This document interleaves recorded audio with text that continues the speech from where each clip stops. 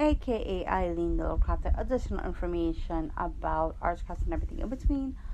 My podcast show and the Little Crafter Show, which is on YouTube, my crafting show, which can be found on my website, EileenLittleCrafter.com. Hey, wow, holy cow, this week has been just flying. Yeah, I just kind of feel like I'm in a daze. I also want to wish Noza and Preston, congratulations, and Mello, congratulations on your new edition. Noah is here, yay! So excited. Can't wait to meet the little guy. Super, super excited. What else is going on? I think that's it for the announcements. Oh, one more. I did do a couple of September planning videos. I finally uploaded my mini planner video for September, and I'm going to be definitely working on October's.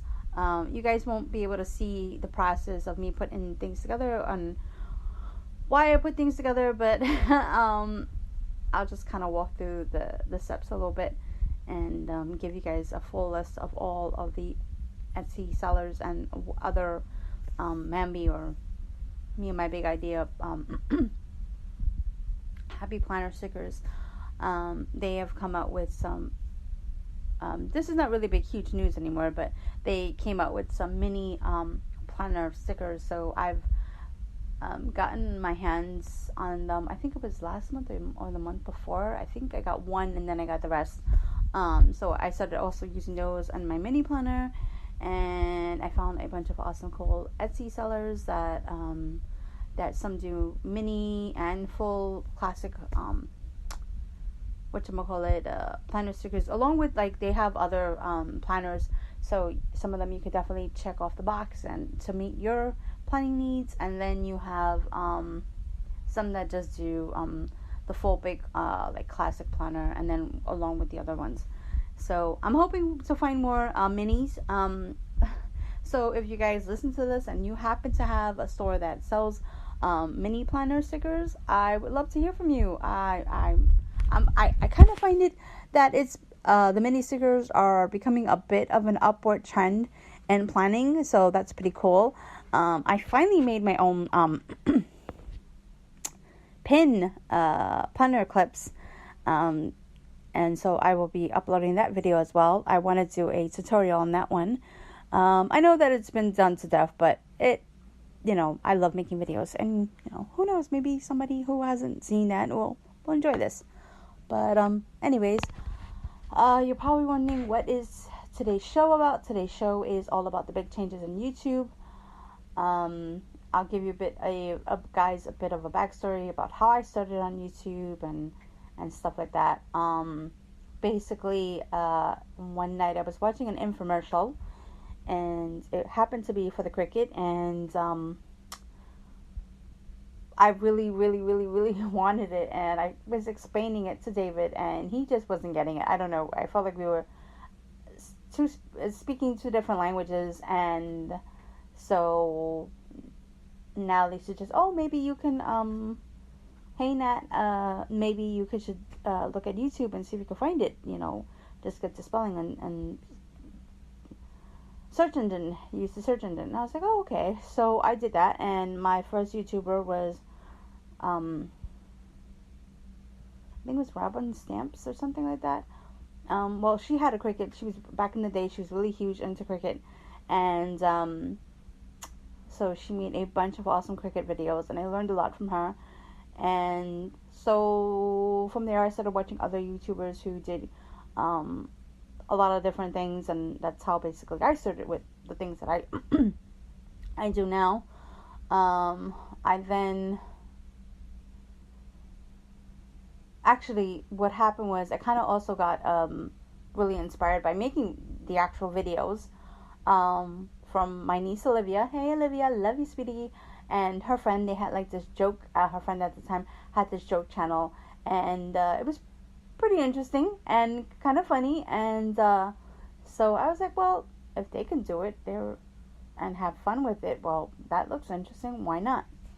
So I made a couple of videos, and so yeah, so then I decided that YouTube was talking about monetizing videos. You had to have a certain number of videos in good standing, and I can't remember if you had at that time had to have a certain number of viewers at the time. Alrighty, so I did all that. I got everything, luckily, and I decided to monetize. At the time, I really wasn't taking it very seriously, but the thought did cross my mind on and off of being a YouTuber more seriously, and then and some more changes were coming about on YouTube, and it kind of made things a little like, is it even worth it at that point? And I was like, okay, well, incomes were being lost. YouTubers were not, happy with the new format of how monetization was going. And then fast forward to today, monetization is a thing of the elite. That's how I feel, because if you just want to be a part-time YouTuber, that's not happening. You have to have 10,000 views on your video channel. It doesn't say anything about how many subscribers you have to have. I'm surprised about that. But now you can't monetize any of your videos, and the videos that were monetized, they took that away from you. So I have to say I am extremely upset. I actually had to go on a hiatus. I had to go on a hiatus for a little bit. Like I said, my son is home, and it's kind of hard, with everything, our family situation. So I told everybody on YouTube, and I said anything here for you guys who watch both, like, let's say if you guys listen to my podcast and watch a video, I figured I would let everybody know that I have to be on a bit of a hiatus, and I'm slowly trying to get back. I kind of feel like the cobwebs have really not have come off on me, but we'll get them. We'll get it going. Alrighty. So, I go online. I forgot for what reason. I think I was uploading a podcast, and I went to go monetize it, and the next thing I know, I see the button, and I see, as of April something, monetization, you have to have basically 10,000 views, and that basically, it depends on how much you make is basically how many times your video is played. What else was going on? And FYI, you only make $2 off of your video every time that is played. So, who knows how much it's worth now. And you can find all that information out. There's Video Influencers does a really good breakdown of how that works. A bunch of other YouTubers, if you really want to get serious on how to make money off of YouTube, you would definitely have to, look into that. But who knows, maybe some of their advice doesn't even work now, because, so a lot of things have changed. Like I said, it's a matter, and the thing is, it's just that, people were saying that something about content was being, stolen or being used without permission. What else was going on? Inappropriate language was really slipping a lot. But I've seen that on a lot of different big, huge YouTubers, and so I was like, okay, well, how are they telling us, So now it's become something where if somebody puts it up there, they have the right to, I guess, challenge that and, like, go through some hoops to figure out whether or not if the video is okay or if it has to be taken down. They have this huge thing. They did a good video of explaining things. But I am upset at the fact that I jumped already through some hoops and now I gotta jump through more. That is my huge beef. And I kind of feel like I don't want people to watch my channel just so that I can make money. I want people to watch my channel so that I can help, inspire. Hopefully they get a good laugh out of my video. And I don't want people subscribing to my channel just, to subscribe so that that thing for subs for the subs for subs. I don't want that. I want people to actually watch my videos and listen to my podcast because they're interested in what I have to say or what it is that I'm doing.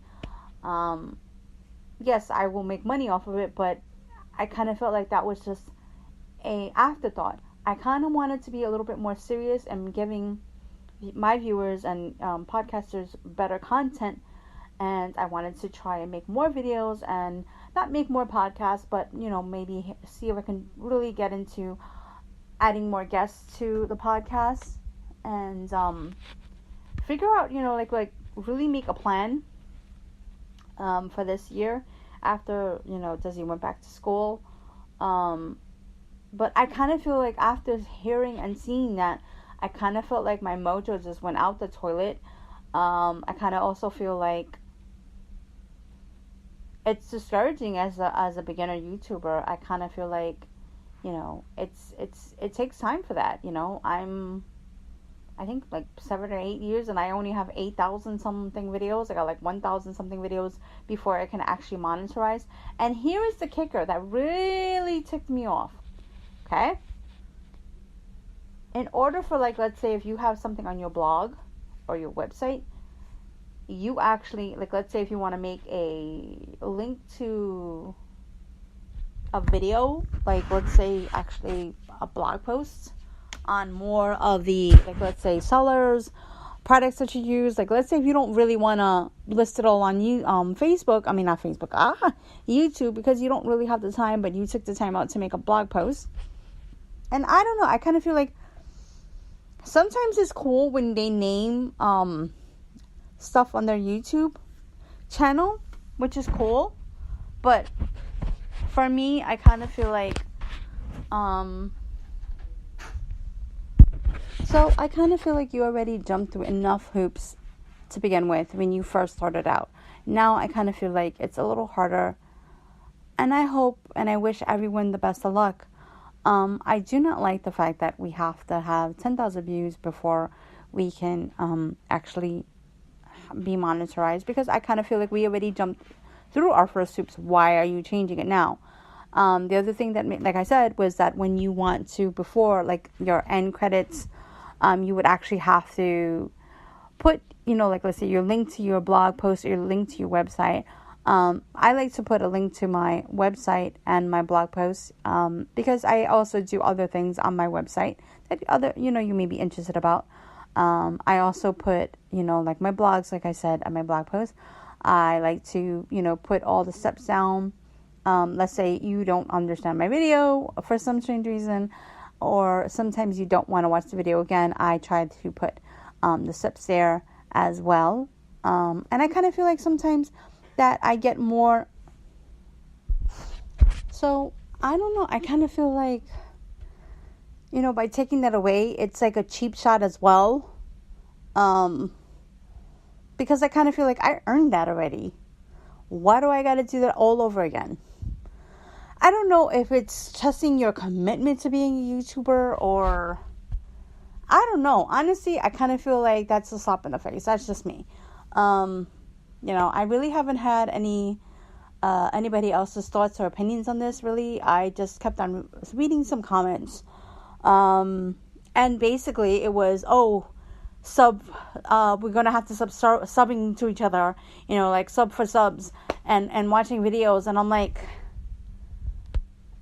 why? Why would you do that? That's just not. Why would you sub to somebody's channel if you're really not going to watch them? You're not going to watch it. You're going to watch maybe a few minutes of it, if that. And you're not really going to be engaging in that person's channel. Even if you watch my video, I'm happy. If you listen to my podcast, I'm happy. If it's a few minutes or not. But why would you put yourself through that? Why would you say, oh, sub for subs? I don't know. I kind of feel like that's not cool. Like, I don't know. That's just me.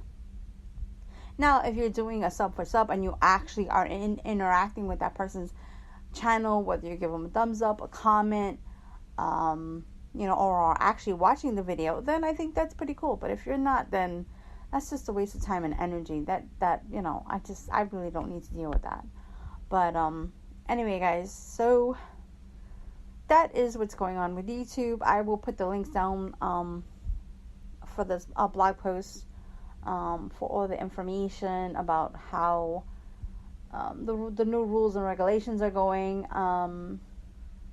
And if you guys do subscribe to my channel, please let me know. I would like to subscribe back if you have a channel, and would like to see what you are creating and working on and all that good stuff. And let me know what you think. If you have any comments or questions, please leave them down below, or you can always email me at eileen@eileenlittlecraft.com. And thank you for listening, and bye for now.